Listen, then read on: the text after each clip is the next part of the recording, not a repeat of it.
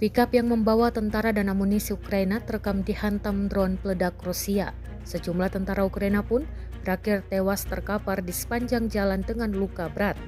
Sebelum penyerangan, pengintai Rusia mendapati sejumlah tentara Ukraina di atas pickup sedang beramai-ramai ke bentengnya di Kursk. Namun belum lama melaju, drone peledak dikerahkan dan menghancurkan tentara di atasnya. Rekamannya beredar di Telegram pada Sabtu 21 September 2024. Dalam keterangan unggahan disebutkan serangan ini dilakukan di wilayah Kursk.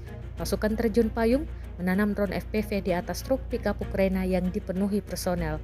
Sebuah drone FPV berhasil menyusul truk pickup angkatan bersenjata Ukraina yang berisi infanteri, jelas narasi unggahan. Di wilayah Kursk, operator drone juga mencatat pergerakan peralatan dan menghancurkan kelompok musuh dengan satu pukulan.